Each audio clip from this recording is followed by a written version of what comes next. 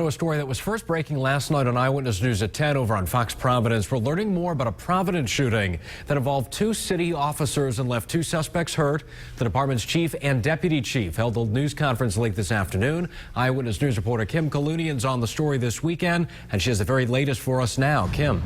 Well, tonight we've learned the two suspects are connected to a potential homicide in Bristol, and we've also learned they were unarmed at the time of this officer-involved shooting here on Branch Avenue. An investigation underway after two Providence police officers fire multiple gunshots at two suspects in a car.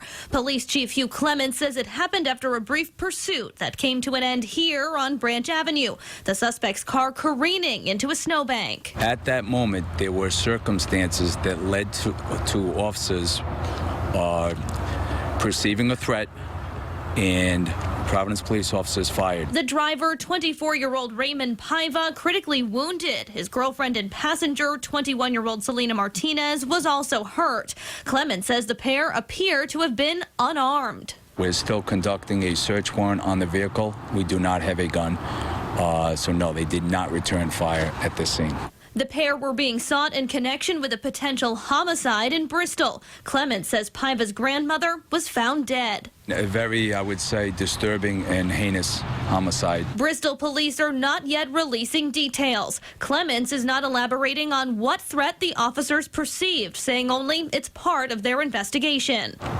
Providence police are thoroughly investigating this comprehensively by protocol. The two officers who fired their weapons are identified as Sergeant Kurt Desatels, a 20-year veteran of the force, and Officer Taylor Brito, a 10-year veteran. You have to understand the police officers work on limited information, and things happen in a flash, and they have to make split-second decisions.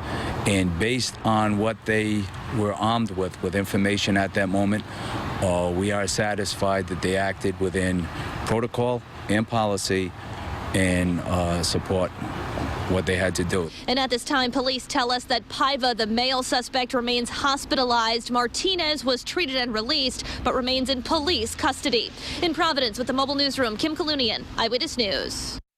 Suspect turned, looked at Sergeant Desatels, shot, missed him. Sergeant Desatels returned fire. Providence Police Major David LePayton not talking about last night's shooting, but talking back in July of 2013 when Sergeant Kurt Desatels shot a gang member who police said fired at Desatels during a foot chase on Broad Street.